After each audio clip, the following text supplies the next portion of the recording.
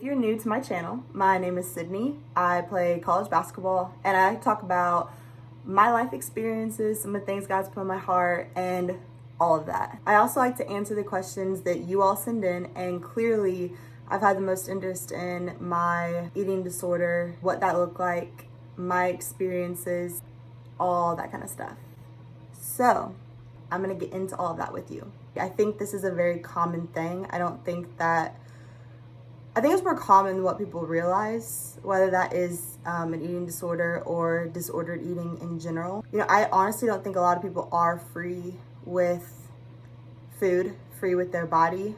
It's hard to be in society today that will feed you a bunch of lies and tell you that, you know, you need to be doing X, Y, and Z, or you need to look like this girl or this guy in order to be loved, in order to be beautiful. Disclaimer, first things first, I want to tell you that if you are struggling with your food, with your body, I'm not a nutritionist, I'm not a dietitian, so I don't want you to think that I'm telling you what you need to do or what you should do.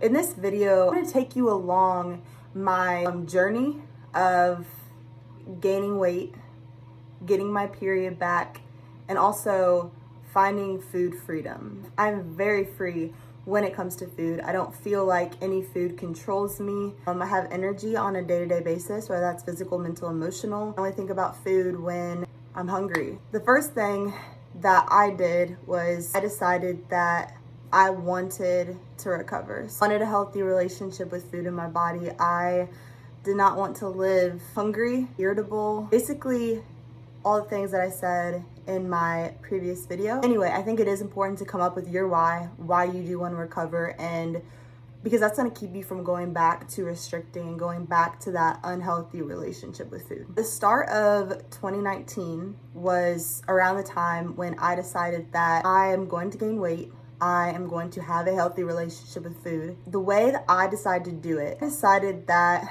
I was just gonna straight up listen to my body. There are a lot of people who, when they recover, they kind of do meal plan structures, which I think works. Wake up and have breakfast, a snack, lunch, a snack, dinner, a snack.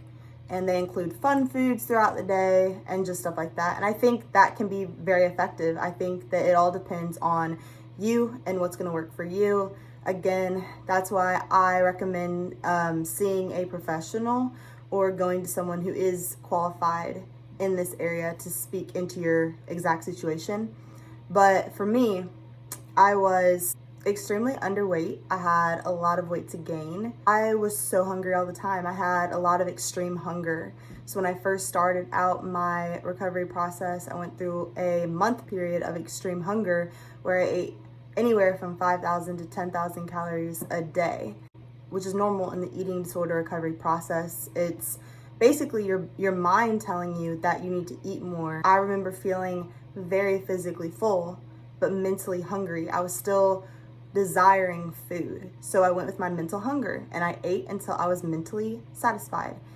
And I did that every day up until this point, and I'm still doing that today. Obviously, how I eat now looks a lot different than how I ate a year ago. I gained weight pretty fast eating that much food, but I think also that's what made my recovery process go fast, because I just went for it. There are a lot of different ways that you can recover from an eating disorder. I chose to do the all-in approach, which is something that Stephanie Buttermore recently did, and she has so many really insightful and helpful videos. Also, include a link to her channel down below. She does an amazing job of documenting that whole process. Obviously, I didn't do that. I didn't document my whole process, but I am gonna share with you exactly what that looked like for me. Like I said, I started at the beginning of 2019 by eating what I wanted, when I wanted, however much I wanted. And I know you think that you were gonna eat all the donuts, all the cookies, all the chips in your pantry. Trust me, that's what I did, straight up. Like I said, when I first started this at the beginning of 2019, I was eating 5,000 to 10,000 calories a day because that's what I mentally wanted. I ate and I ate and I ate. If I wanted it, I ate it.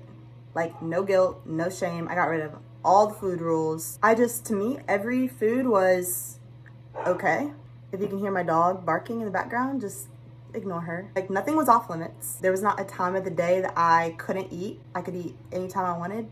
I could eat whatever I wanted. I didn't have to stick to a serving size. I could just listen to my body and mind and do what made me feel good. The first month or two was me eating all the foods. And at the very beginning, I think it's interesting, honestly, looking back, because I kind of went through these phases of foods that I was really craving. So my first phase, when I let myself eat whatever, whenever, however much, was all the snacky food. So the chips, and I had a lot of Flamin' Hot Cheetos. I'm talking family-sized boxes of Cheez-Its. Felt like my stomach was a bottomless pit for all the snacky foods, because I have been depriving myself of them for so long, because I felt like I never had any control around those kind of foods. But once I allowed them, I ate them and ate them and ate them until all of a sudden one day I woke up and I was like, yeah, these just aren't it. Like, they just don't hit the same. Then I kind of gravitated toward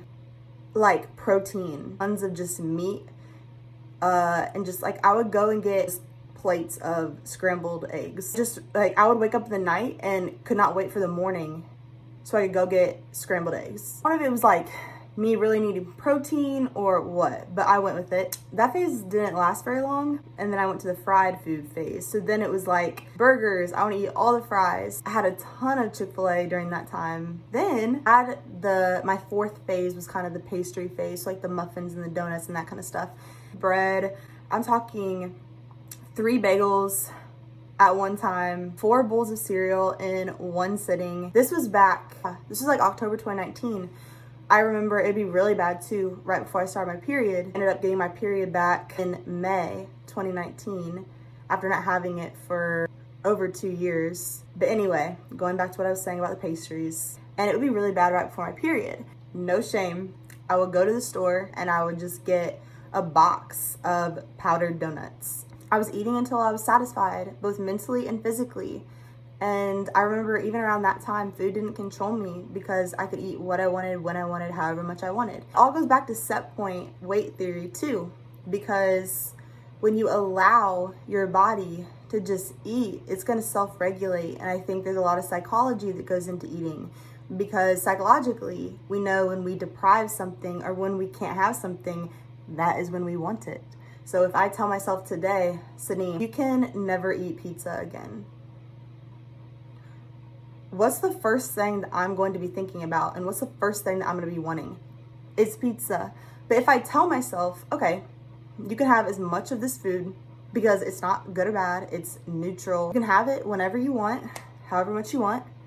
And yeah, like at the beginning, obviously I was eating large amounts of this food, but I got tired of that so fast. Like, I'm to the point now, it's so rare that I have cravings for something. I feel like I eat the same foods every day now, even though I can have whatever I want. Like, I just don't mentally want it. Like, I don't have any desire for it. And it's so hard to explain. I remember people be talking about this in their videos back when I was, struggling with my eating. And I just didn't believe them, because I was like, there's no way. I did not end up eating myself fat. I gained 60 pounds. Slowly, I just started losing a little bit more weight until I got back down to my set point. A lot of people say that in this process, people do overshoot their set point weight, which is where their body is happiest and where it thrives and where it wants to be. It's a place, it's based on a certain body fat percentage that's already pre-programmed in your mind. Basically, our bodies work like a thermostat. Say your thermostat is set at 70 degrees. During the winter, you open your door overnight for whatever reason. Cold air fills your house. The thermostat will notice the difference in temperature and will try to raise the temperature by kicking on the heat. And our bodies do the same thing. Your body wants you to be healthy and thrive, which requires you to be in a certain healthy set point fat percentage weight range. And a lot of people say when you do embark on this all-in process, a lot of people do overshoot their set point weight range temporarily, and then it'll slowly go back down to normal. I think that's probably what happened in my case. I'm 5'8", and I got down to 115 pounds, and then I was like 175. And then I went back down to where I am right now, which I guess is where my body wants to be at, because I don't try to do anything now. I just listen to it, and I've stayed the same for a while. I'm totally okay too. Like, I've also accepted the fact that my body will change as I get older. Women need more body fat than men do for reasons like having children one day. I feel like I look better at where I am now versus where I was a year and a half ago. I feel a lot better. I sleep a lot better. I'm not irritable like I used to be. So what I did, going all in, eating what I want, when I want, however much I want, it can be scary. It can feel out of control at the beginning. You may likely overshoot your set point weight range for a certain amount of time. Me, all of that was worth it, because looking back and seeing where I am now, where I am so free to listen to my body, and I'm not worried about my weight or about how I look or what I eat. I eat what makes me feel good. Something that is really interesting is I'm at the place now where back to craving whole God-made foods. I make so many smoothie bowls and salmon salads, and I love oatmeal. But then again, I do eat, like, if I'm craving anything, like, I'll eat it. But like, I guess what I'm saying is those cravings are so few and far between, and I just feel like none of those foods control me anymore. And it is just such a freeing place to be in. I feel good stewarding the body that I've been given by God. I have energy mentally, physically, and emotionally. I'm not trying to manipulate my body. I'm not trying to deprive myself of certain foods. That's not something that's constantly on my mind. I eat and I move on with my life. I don't overthink it. I don't overanalyze it. I want to share this with you because I've had a lot of questions, and I want anyone who's struggling to experience the same kind of freedom that I have right now. But like I said, your process could look very different than mine. You don't have to do the same process I did. I'm so happy that I decided to do what I did, and that really worked for me.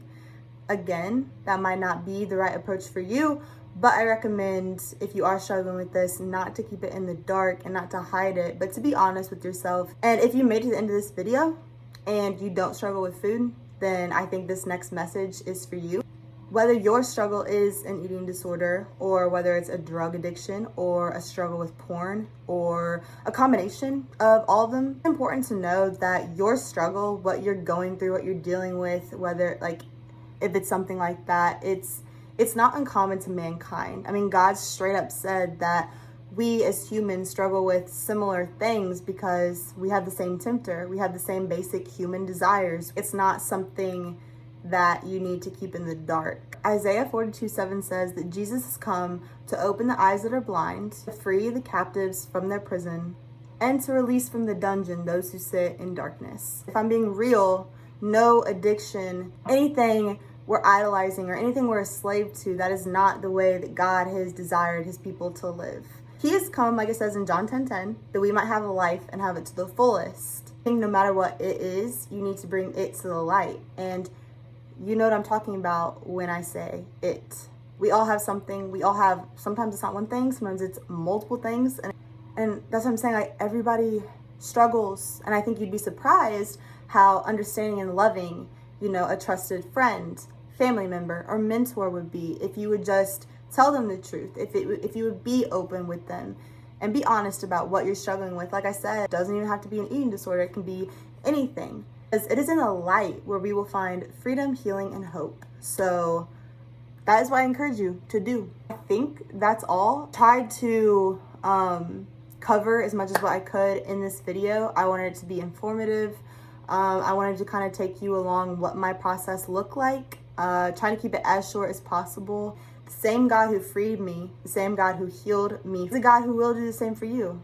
No matter what your process looks like, just to pray about it. Ask him who you should talk to, what you should do. Let him just lead you and guide you in the way you should go. That is all for this video. Drop a comment down below.